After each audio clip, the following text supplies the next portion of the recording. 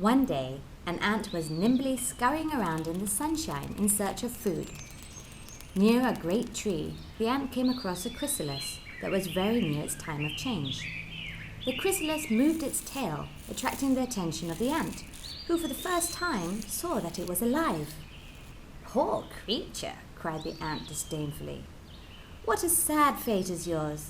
While I can run hither and thither, climb the tallest tree, and enjoy the sunshine at my leisure, you lie imprisoned here in your shell, with freedom to only move your tail." The chrysalis heard all this, but kept silent as he was ridiculed by the ant. A few days later, the ant passed that way again, but was surprised to see that the chrysalis had gone, and nothing but the shell remained. Wondering what had become of his unfortunate friend, he suddenly found himself in shade, being cooled by a refreshing breeze. Looking up, he saw that he was being shaded and fanned by the gorgeous wings of a beautiful butterfly. "Behold," said the butterfly, "your much maligned friend. Boast now of your freedom to run and climb, if you can get me to listen." With that, the butterfly rose into the air, gliding aloft on the gentle summer breeze, and was soon lost to the ant forever. Moral of the story: appearances are deceptive. Critical thinking is a framework that encourages us not to simply take things at face value, but to wait for all of the information we can receive before making a judgment.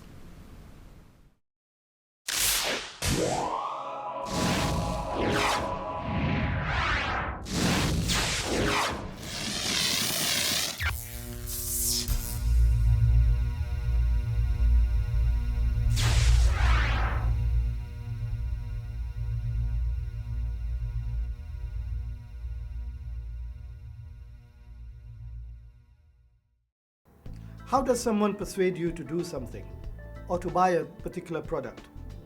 It's usually done by giving you reasons to follow the argument, to believe in what the other person wants you to believe in. Reasons are the basis of accepting or rejecting persuasions. Reasons come in many forms. One of the forms that reasons take is factual evidence. Another is numerical evidence, numbers. Numbers are a very strong way of persuading people. And then there are definitions and examples as reasons for accepting a particular argument or a belief. In this episode, we will be looking at numbers or numerical data to see how they form a basis for you to accept an argument. Numbers usually come in two different forms. The first is percentages, and the second, averages. Let's look at both of them to see what we need to evaluate when we are looking at both these kinds of numbers. The first thing you have to look at is the number or is the data meaningful? That's the very first thing. The second thing you got to look at is the data relevant? Let's take an example of a museum that says that the visitors to its premises have increased by 100%. 100% increase is a very large increase. We have to ask, what does this mean? If the visitors to the museum were, for example, only 3 people a day, and that's increased by 100% to 6 people a day, that's hardly meaningful, because it's only an increase of 3 people extra a day. But if the museum started off with having 2,000 visitors a day, and that's now increased by 100% to 4,000 visitors a day, that becomes very meaningful. What we're trying to gauge here is, although the percentage may be high, although it may be 100%, what does it really mean? Let's take another example. A business owner says that his business has increased by 30%. What does that mean? Remember, we are looking at how meaningful numbers or numerical data is. If a business owner says, my profits have gone up by 30%, what does that mean? If his original business sold, for example, $100 a day and it's gone up by 30%, is that meaningful? An extra $30 a day sale, is that meaningful? Compare that with an original figure of say $15,000 a day of sales. Now if $15,000 a day increases by 30% to $19,500 a day, that is certainly a lot more meaningful. That's the key issue we are trying to determine here. How meaningful is the data regardless of the percentage that's used? Let's look at a third example. A shopkeeper says, I have given you a 10% discount on my product. My usual is only 7%. I have given you 3% more than I give my other customers. Is that meaningful? Is the extra 3% meaningful to you? It depends. You have to ask, what does the 3% represent? If the price of the product is 50 cents per unit and you are given an additional 3% discount, that works to 2 cents of discount per product. Does that mean much to you? Compare that with an original price of, for example, $17,000. You get a 3% discount on $17,000. That works out to be $510. That's a lot more meaningful. So, regardless of the percentage that's used, how meaningful is the data? That's the question you have to ask. In this example here, we have an advertiser saying that the toothpaste has 50% extra whitening power. 50% more whitening. You've got to ask, 50% more compared to what? These are the key questions you have to ask when you are looking at percentages, because numbers can be extremely misleading. So remember, percentages don't tell the full story. You have to question the numbers when you see them. They can be very misleading and there can be hidden information which is not being presented to you. So you have to ask, does it mean something important to me or it doesn't? Just like that, averages can be really misleading as well. When you're given an average figure, it may not represent the true picture, and we have to examine that number to see what it really means. Now, there are three kinds of averages. The first average, and you've probably studied this in maths class long time ago. Let's refresh our memories here. There are three kinds of averages. The first is called mean. And this is a very simple average where the sum of all the numbers is taken and divided by the number of items. So if you have 10 items, for example, add up all their values, divide the sum by 10, and you get the mean average. Really simple. The second type of average is called median. Median is where you arrange the data in order, in sequence, and the very middle item in the sequence is called the median. Median is also an average. The third type of average is called mode, M-O-D-E, mode. And this means the number that occurs most frequently. So you see there are three types of averages. And if someone tells you, well, the average figure is so and so, which average is he talking about? There are three types. In this example, the teacher is asking students to work out how many of the students got a mark which is below the class average. So we're trying to calculate average here. How many students are below the average? What does it mean? Let's have a look. If you are looking at the mean, you take the marks of all the students, you add them up, you divide them by the number of students, you've got the mean. In our example here, as you can see, the mean is 55.45. Really simple. But that's only one type of average. What if you looked at a second type of average, which is the median? Now the median in this case is the number in the middle of the entire sequence, and if you look at the numbers, the number in the middle, the median, is 59. Don't forget, there's a third type, the mode. If you look at the mode, the figure that appears most frequently, you see that it's 43. Now, you really get confused when you look at all three, and all three represent an average mark. The first one, mean, is 55.45. The second one, median, is 59. The third one, the mode, is 43. So which average are we talking about? We sometimes see a fool possessed of talent, but never of judgment.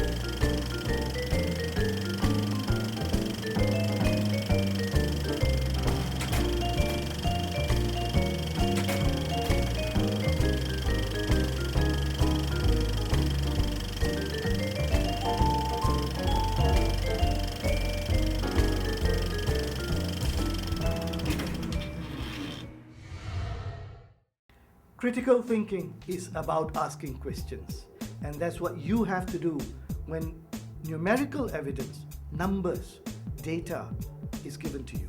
Is it meaningful? Does it mean something? Is it vague? Is it bordering on something that makes it less meaningful? You have to question it. Language, vague language can be very misleading. Take this example. The shop owner tells you, this bicycle is not expensive. It costs over $100 only. Over $100 only. What does that mean? Ask yourself, what does over $100 mean? Because even $1 million is over $100. What does over $100 mean? It's meaningless because the language is vague. It's making the argument meaningless. That's the first area of numerical evidence we got to look at. How meaningful is the data? Now let's move on to the second thing we have to look at, which is how relevant is the data, as the chart shows you on the screen. When you're looking at how relevant data is, consider how it fits into the bigger picture. For example, look at this statement here, that in a survey, it was found that 83% of respondents voted this particular restaurant as the best restaurant that they've been to. Over 83%. How relevant is that? The voting and the award is for an ethnic restaurant. It's not an overall restaurant rating. This doesn't mean that 83% of the voters think this restaurant is the best. That's not what it means. What it means is that 83% of the people think this is the best ethnic restaurant. So question, is it relevant? Is it meaningful? How many other restaurants were there in that category when this restaurant was being voted against or voted for? Who did it compete with? How many competitors were there? What if there were only 2 other competitors or only 1 competitor? Does it make this data relevant? Maybe not. These are questions we have to ask. So remember, percentages and averages, are they meaningful? Are they relevant? Learning is a kind of natural food for the mind. The third thing we have to look at is how representative is the number or the data that's being given to you. How representative is it? Let's take an example. A survey shows that 63% of men working in the city council are bald. 63% of men in city council are bald. Now, is that representative of the whole town, the city, the country, the world? Or is that only applicable to the city council? In this case, the data is only applicable to the city council. It cannot be taken to mean that the entire town or the city or the nation or the world is representative of this data. Let's look at a second example. In a survey that was done recently, it was found that 45% of TV viewers, those who watch TV, don't want news updates every hour. 45% of them do not want hourly news updates. 79% of the viewers prefer to watch dramas and then don't want to be interrupted by news. Now, these were the findings of a market study or market research done by interviewers who telephoned viewers between 11 a.m. to 4 p.m. to get their responses. Is this data representative? Can it be applied to the whole TV population at large? Let's ask a few questions to determine whether it is representative or not. Firstly, the survey was done between 11 a.m. to 4 p.m. Clearly, the working population was not part of the survey. The people who work were at work. They were not watching TV, so they couldn't give their views. And that's a large percentage of our population, those who work. Secondly, it doesn't represent those who were out at that time. People could have been out shopping. Mothers could have been out dropping their kids at school, doing groceries, or doing other relevant things. It doesn't represent that. So they are not part of these findings. Third, it doesn't represent the people who don't watch TV at all. So what do the numbers really mean? Can they be used to represent the entire nation? No, they cannot. Evidence that is not representative can be very misleading. We have to be very careful when we evaluate numerical evidence or numbers. Lastly, when we are considering numbers or numerical evidence, we need to see how reliable the data is. If the data is not reliable, we need to treat it with care. Now, accidentally or deliberately, either way, numerical data can be very misleading if it is given to you selectively. Not the entire picture is given, but a certain amount of numerical data is plucked out and presented to you. That can be very misleading. It can be very unreliable. For example, a recent survey found that 35% of those who live in the city own 2 vehicles. 35% of city dwellers own 2 vehicles. What impression does that give you? Well, the first impression is that city dwellers, those who live in the city, are well-to-do, they are rich. They can afford to own more than 1 car. But is that data reliable? It may not be the case. Because what information has been left out? While 35% may own 2 vehicles, it could be that 40% own none at all. That information has been left out. That has not been presented to us. How many people don't own any vehicles? That hasn't been given to us. It can be very misleading. Secondly, has the data been manipulated? 35% own more than 2 vehicles. Is the second vehicle one that they use for work? Is it a bus? Is it a lorry? Is it a tractor? We don't know. That has not been given to us. So it may be that while 35% of the people own 2 vehicles, one of them could be the avenue for them to earn a living. That doesn't make them rich, not necessarily.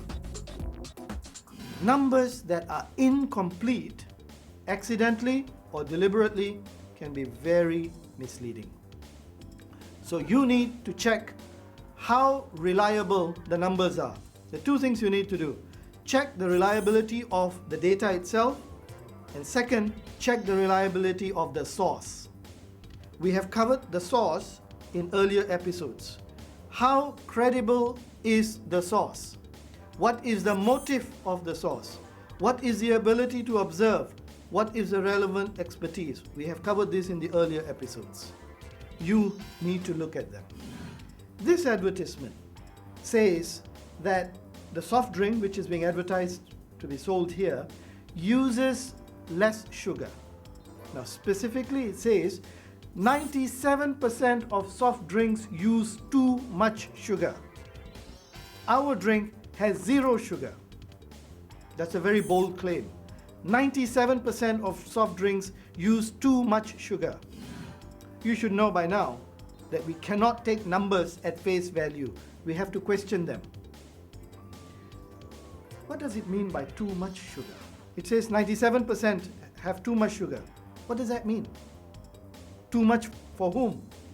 Too much under what circumstances? The advert is silent on that. We have to ask this question. Secondly, the advert says that this soft drink uses 0 sugar. Well, does it use an artificial sweetener instead? If yes, that may be more damaging than real sugar. We don't know because the advertisement is silent. So what do? We question. Whenever we see numbers, especially in advertisements which are trying to persuade you to buy a product, we question the numbers. So, what does all this mean? Well, essentially what it means is numbers can be very misleading. You have to question numbers when you see them, especially percentage numbers and average numbers.